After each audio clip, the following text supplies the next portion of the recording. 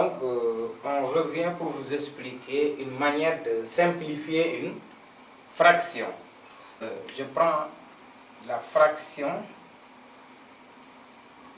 90, la fraction 90 sur 140. On peut appliquer la décomposition en produit de facteurs premiers qu'on a appris dans le chapitre précédent, les multiples et diviseurs. Donc, on décompose 90 en produit de facteurs premiers. Pour décomposer 90, on voit que ce 90 est divisible par 2, parce que c'est terminé par 0. Je mets ici 2. 90 divisé par 2, ça donne 45. 45 n'est pas divisible par 2. Mais en regardant la somme des chiffres, ça donne 9. Donc c'est divisible par 3. Donc je mets 3 ici. 45 divisé par 3 maintenant, ça donne 15. 15 aussi, en additionnant les deux chiffres, on obtient 6. C'est divisible par 3. J'amène les critères de divisibilité en même temps.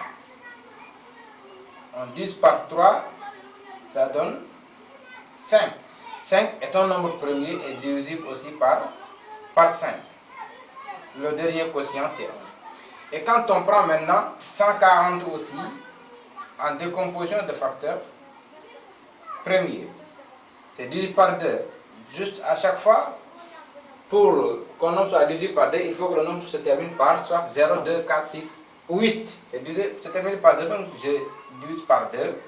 140 divisé par 2, j'obtiens 70. Mathématiquement. Et 70 aussi se termine par 0. Donc c'est divisible toujours par 2. 70 divisé par 2, j'obtiens 35. 35, la somme ne fait pas ni 3, ni 6, ni 9. Ce n'est pas divisible par 3, ni par 2. Par 5, ça se termine par 5, donc c'est divisible par 5. Voilà.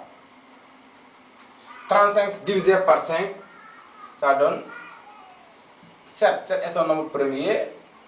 Je divise par 7, le dernier quotient reste 1. Maintenant, pour simplifier, la fraction 90 140e égale. Là, je mets la décomposition de 90 au numérateur. Pour la décomposition, j'ai 2 multiplié par 3, multiplié par 3, multiplié par 5. Voilà les facteurs premiers donc qui composent 90. 140, sa décomposition, c'est 2 multiplié par 2, multiplié par 5, multiplié par 7. À partir de là maintenant, je simplifie par facteur. Par exemple, au numérateur, nous avons 2.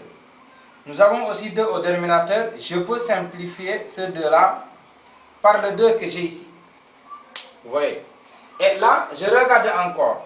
Au numérateur, j'ai 3, mais je n'ai pas 3 au dénominateur. Je ne touche pas au 3 alors. Le 2 là aussi, je n'ai plus un autre 2 au numérateur. Je ne touche plus à ce 2. Si je continue, là j'ai 5 au numérateur.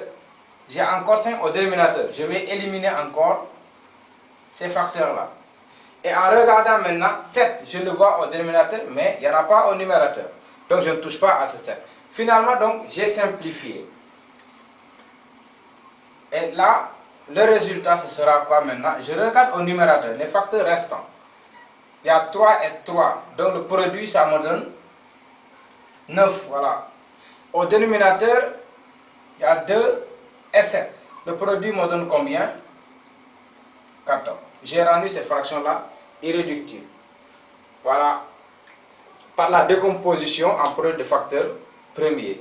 Une fraction irréductible maintenant, c'est quoi? C'est une fraction dont les deux termes sont premiers entre eux. Autrement dit que le seul diviseur commun de ces deux-là est juste 1. Il n'y a pas un autre diviseur commun autre que 1. Voilà.